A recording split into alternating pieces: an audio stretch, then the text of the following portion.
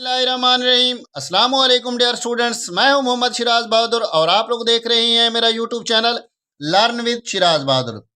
चलते हैं टॉपिक की तरफ। टॉपिक है 2.4 term associated with motion. Motion से मुताल्लिक इस्तिलाहात।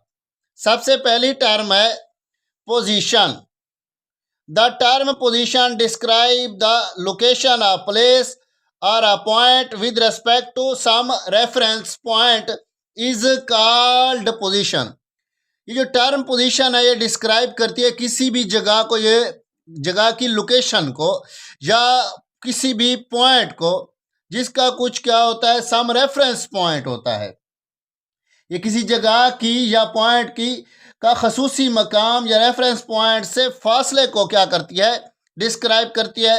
मिसाल के तौर पर अब ये जो रेफरेंस पॉइंट है ये पोजीशन के लिए क्या होता है, अहम होता है। ये जो रेफरेंस पॉइंट है इसको क्या कहते हैं, ओरिजिन भी कहते हैं। इसको क्या कहते हैं, ओरिजिन। अब ये जो रेफरेंस पॉइंट होता है इस पॉइंट से लेकर उस जगह तक जहां पर हमने क्या करना होता है, जगह पोजीशन का अंदाजा लगाना होता है, वहां तक के फासले को डिस्क्राइब करती है, उसकी लोकेशन को डिस्क्राइब करती है। मिसाल के तौर पर स्टूडेंट है जो कहता है कि मेरा जो स्कूल है मेरे घर से इतने फासले पर है। अब अगर एक स्टूडेंट का ये जो एच है हाउस है और ये जो एस है ये स्कूल को रिप्रेजेंट कर रहा है, तो यहां से जो होगा ये उसका रेफरेंस पॉइंट होगा और ये उसका क्या होगा, पोजीशन स्कूल की, जिसका सम रेफरेंस पॉइंट होना चाहिए और उस स्कूल की वो लोकेशन को जाहिर कर रहा है, ये क्या होगी, पोजीशन होगी। उम्मीद करता हूं ये पोजीशन की जो टर्म है आपको समझ आ गई होगी। ये इंतहाई इंपॉर्टेंट शार्ट है। और इसके आगे जो टर्म है वो है डिस्टेंस यानी फासला। अब डिस्टेंस क्या होता है, अब आप मोशन को डिस्कस कर रहे हैं। मोशन में सबसे पहले पोजीशन होती है, पोजीशन के बाद आ जाता है डिस्टेंस। डिस्टेंस में क्या होगा, length of a path between two point is called distance. दो पॉइंट्स के दरमियान की जो लंबाई होगी वो क्या कहलाएगी, डिस्टेंस कहलाएगी। अब दो पॉइंट्स हैं, देखें यहां पर एक पॉइंट ए है, दूसरा पॉइंट क्या है, बी है। अब यहां पर क्या है कि हमने उस पाथ की, ये जो हमारे पास पाथ बना हुआ है इसकी क्या करनी है, लेंथ को मालूम करनी है। यही जो लेंथ होगी इस पाथ की वो क्या करेगी, डिस्टेंस को रिप्रेजेंट करेगी। मिसाल के तौर पर मैं कहता हूं कि पॉइंट ए से पॉइंट बी तक जो लेंथ है वो 10 मीटर है। अब इसकी कोई खास लोकेशन यानी इसकी कोई खास डायरेक्शन तो नजर नहीं आ रही। ये जो 10 मीटर है ये सिर्फ उसकी क्या है, मैग्नीट्यूड है। अब जिस चीज की सिर्फ मैग्नीट्यूड होती है फिजिकल क्वांटिटी की, वो कौन सी क्वांटिटी होती है, वो स्केलर क्वांटिटी होती है। तो डिस्टेंस जो हमारे पास है ये कौन सी क्वांटिटी है, स्केलर क्वांटिटी है, स्केलर क्वांटिटी। ठीक है बेटा। अब ये जो डिस्टेंस है ये स्केलर क्वांटिटी, क्योंकि सिर्फ इसकी क्या है, लेंथ बताई गई है, यानी इसकी सिर्फ हमें मैग्नीट्यूड दी गई है, इसलिए ये क्या है, स्केलर क्वांटिटी है। और इसका जो एसआई यूनिट होगा डिस्टेंस का वो क्या होगा, मीटर होगा। इंपॉर्टेंट शॉर्ट है, हमेशा शॉर्ट आता रहता है पेपर्स के अंदर, difference between distance and displacement. तो नेक्स्ट टर्म है हमारे पास डिस्प्लेसमेंट, उसको देख लेते हैं। ये जो डिस्प्लेसमेंट है इसको देख लेते हैं। वो क्या कहता है, it is the shortest distance between two point which has magnitude and direction. कि दो पॉइंट्स के दरमियान कम से कम फासला, दो पॉइंट्स के दरमियान कम से कम फासला जिसकी मैग्नीट्यूड भी हो और उसकी कुछ डायरेक्शन भी हो, ये क्या कहलाता है, डिस्प्लेसमेंट कहलाता है। देख लेते हैं बेटा इसको कि ये जो डिस्प्लेसमेंट होगा ये किस तरह होगा। देखें, उसी तरह की एक छोटी सी हम डायग्राम बना देते हैं जो हमने डिस्टेंस के लिए बनाई थी। अब ये उसका पॉइंट ए हो गया, ये उसका क्या हो गया, पॉइंट बी हो गया। अब इसकी हमने क्या करनी है बेटा, डायरेक्शन भी बतानी है। तो हम क्या करते हैं, सीधा पॉइंट ए से पॉइंट बी तक ले चलते हैं। ये क्या हो गई, शॉर्टेस्ट डिस्टेंस हो गया, किसके दरमियान, दो पॉइंट्स के दरमियान। तो ये क्या कहलाता है, डिस्प्लेसमेंट कहलाता है। इंतहाई इंपॉर्टेंट शॉर्ट है। और ये जो हमारे पास बताया गया है डिस्टेंस, ये तो आ गया हमारे पास लेंथ, साथ ही में उसकी डायरेक्शन भी बताई गई है। अब इसका क्या मतलब है कि ये जो डिस्प्लेसमेंट है ये कौन सी क्वांटिटी होगी, वेक्टर क्वांटिटी होगी। ठीक है मेरे बेटे, उम्मीद करता हूं ये आपको समझ आ गया होगा कि यहाँ पर मैग्नीट्यूड के साथ डायरेक्शन भी है, तो ये कौन सी क्वांटिटी है, वेक्टर क्वांटिटी है। और इसका जो एसआई यूनिट होगा, यानी सिस्टम इंटरनेशनल यूनिट, वो क्या होगा, मीटर होगा, एम। उम्मीद करता हूं ये आपको समझ आ गया होगा। चलते हैं नेक्स्ट टर्म की तरफ जिसका नाम है स्पीड। अब ये जो स्पीड है इसको डिस्कस करते हैं। Distance covered by an object in a unit time is called speed. किसी जिस्म का इकाई वक्त में तय करदा फासला स्पीड कहलाता है। अब ये जो इकाई वक्त है यानी यूनिट टाइम है, ये कुछ भी हो सकता है।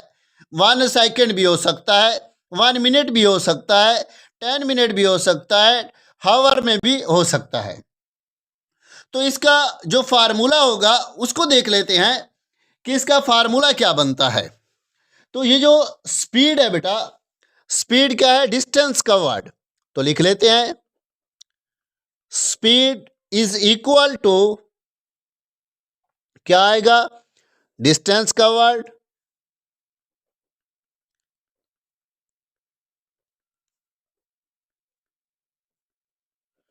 और क्या आएगा, इन अ यूनिट टाइम। तो नीचे क्या आ जाएगा, टाइम टेकन। अब ये तो बन गया उसका फार्मूला। ठीक है बेटे, कि distance covered in a unit time. अब ये जो स्पीड होती है इसको हमेशा रिप्रेजेंट किया जाता है v के साथ। और ये जो डिस्टेंस है इसको देख लें, डिस्टेंस को करते हैं हमेशा s से रिप्रेजेंट, और डिस्प्लेसमेंट को रिप्रेजेंट किया जाता है स्मॉल d से। तो ये क्या आएगा, s ओवर t। अब देखें बेटा, ये हमारे पास किसका फार्मूला आ गया है, स्पीड का फार्मूला आ गया है। तो देखते हैं इसका यूनिट क्या होगा। अब ऊपर डिस्टेंस है, डिस्टेंस का यूनिट होता है मीटर, और टाइम का ऐसा यूनिट होता है सेकंड। तो इसका जो एसआई यूनिट बनेगा, एसआई यूनिट वो मेरे बेटे इक्वल बनेगा मीटर पर सेकंड के। ठीक है। अब अगर हम कह दें कि डिस्टेंस का कौन सा फार्मूला है, तो वो क्या आएगा, स्पीड के साथ टाइम आ जाएगा। s is equal to V into T by using cross multiplication. Cross multiplication करने के बाद हमारे पास डिस्टेंस का एक फार्मूला आ गया जिसको हम s से रिप्रेजेंट कर सकते हैं। अब देखें इसका जो यूनिट है डिस्टेंस का वो मीटर है, लेकिन यहाँ पर हमने क्या कहा है कि जो स्पीड का यूनिट है ये मीटर पर सेकंड है। तो इसको देख लेते हैं कि इसको किस तरह सॉल्व करेंगे। तो बेटे एस तो वैसे का वैसे रहेगा, स्पीड का यूनिट है मीटर पर सेकंड, मल्टीप्लाइड बाई साथ में टाइम का यूनिट क्या आएगा, एस। और ये यहाँ पर हम क्या कर लेते हैं, एम लगा देते हैं, यानी मीटर। अब ये जो एस है ये क्या है, नेगेटिव एस है, ये पॉजिटिव नेगेटिव आपस में कैंसल। ये जो हमारे पास डिस्टेंस है, सॉरी एस, ये किसके इक्वल आ जाएगा, एम के इक्वल आ जाएगा। ठीक है बेटा। और ये कौन सी क्वांटिटी है, ये हमारे पास एक स्केलर क्वांटिटी है। कौन सी क्वांटिटी है? Scalar quantity. क्यों स्केलर है? क्योंकि ये जो डिस्टेंस है हमारे पास, ये क्या है बेटा? एक स्केलर क्वांटिटी है। उम्मीद करता हूं ये स्पीड आपको समझ आ गई होगी। चलते हैं नेक्स्ट। ये जो यूनिफॉर्म स्पीड है, if a body covers equal distance in equal interval of time however short the interval में बी। अब अगर कोई जिस्म वक्त के मसावी वक्फों में जो फासला तय करे वो मसावी हो यानी बराबर हो, ख्वाह वक्त के ये वक्फे कितने ही मुख्तसर क्यों ना हो। ठीक है, अगर एक जिस्म मसावी वक्त में मसावी फासला तय कर रहा है तो ये जो उसका स्पीड होगी ये यूनिफॉर्म स्पीड होगी। ठीक है बेटा, मिसाल के तौर पर अब मैं कहता हूं अगर एक बॉडी क्या कर रही है, 1 मिनट के अंदर 1 मीटर कवर कर रही है, तो नेक्स्ट मिनट यानी सेकंड मिनट के अंदर यानी दूसरा जो मिनट होगा उसने 2 मीटर क्या करने हैं? कवर करने हैं। अगर वो इसी तरतीब से चलती जाएगी यानी साथ साथ मसावी वक्फों में उसका जो फासला होगा वो मसावी होगा, तो ये उसकी यूनिफॉर्म स्पीड होगी। इसी के साथ एक टर्म आती है एवरेज स्पीड। उस एवरेज स्पीड को देख लेते हैं कि एवरेज स्पीड क्या होती है।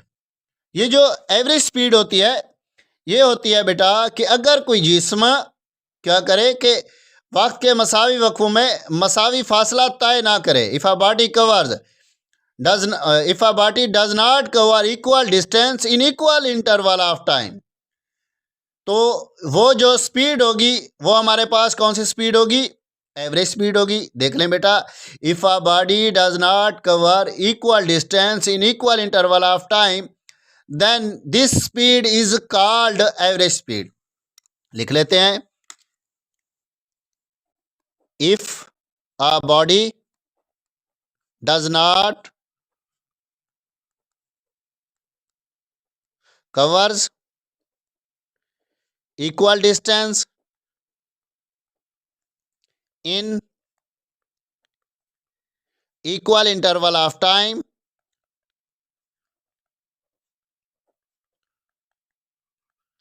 then body is in average speed, तो उसकी जो स्पीड होगी वो क्या होगी? एवरेज स्पीड होगी। ठीक है बेटा, साथ में बुक के ऊपर 2-3 इंफॉर्मेशंस के लिए दी गई हैं, जिसमें सबसे पहली इंफॉर्मेशन में दिया गया है फाल्कन के बारे में, यानी एमसीक्यूज टाइप मैं बता रहा हूँ बेटा। ये एमसीक्यू पॉइंट ऑफ व्यू हैं, उनको देख लें कि एमसीक्यूज में कौन कौन से पॉइंट जो बुक पर दिए गए हैं। डू योर इंफॉर्मेशन में, सॉरी फॉर योर इंफॉर्मेशन में, फॉर योर इंफॉर्मेशन में दिया गया है स्पीड ऑफ फाल्कन, यानी उकाब की स्पीड है। फाल्कन की स्पीड जो होगी बेटा वो हमारे पास है 200 किलोमीटर पर हार। अब ये पहला एमसीक्यूज हो गया।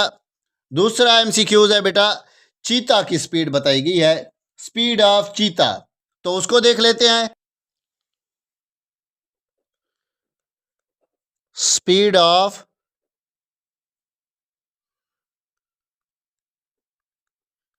चीता वो है बेटा किसके इक्वल? 70 किलोमीटर पर हार के इक्वल। ये दो थे बेटा हमारे पास एमसीक्यूज पॉइंट ऑफ व्यू। और एक और बताया गया है बॉक्स के अंदर, डू यू नो, क्या आप जानते हैं। अब उसमें एक सबसे अहम और न्यू पॉइंट बताया गया है, वो है बेटा लिडार गन, तो उसको देख लेते हैं। डू यू नो, क्या आप जानते हैं। अब कौन सा वो पॉइंट है जिसको हम नहीं जानते, वो है बेटा lidar gun, LIDAR, lidar gun. अब ये जो लिडार गन होती है ये भी एक छोटा सा शॉर्ट क्वेश्चन है। ये क्या करती है? लाइट की डिटेक्शन करती है और स्पीड क्या करती है? मेजर करती है। लिडार गन से रोशनी का पता और स्पीड का तयन किया जाता है। तो ये मोटरवे के ऊपर गाड़ियों की स्पीड को मेजर करती है। Speed of light and speed of क्या होगी? मोटर बाइक्स यानी कार्स ईटीसी। तो ये जो लिडार गन है ये क्या करेगी? स्पीड को मेजर करेगी और क्या करेगी? लाइट डिटेक्शन करेगी। लाइट डिटेक्शन यानी रोशनी की स्पीड को भी क्या करेगी? ये डिटेक्ट करेगी। ठीक है बेटा, ये था एक छोटा सा टॉपिक जिसको हमने डिस्कस किया है। उम्मीद करता हूँ ये टॉपिक आपको समझ आ गया होगा। अगर फिर भी कोई कन्फ्यूजन है तो आप कमेंट बॉक्स में पूछ सकते हैं। अगर आप मेरे चैनल लर्न विद सिराज बहादुर पर नए हैं तो मेरे चैनल को सब्सक्राइब कर लें, साथ में लगे बेल आइकन को प्रेस कर दें ताकि मेरी हर आने वाली नई वीडियो आप तक पहुंचती रहे।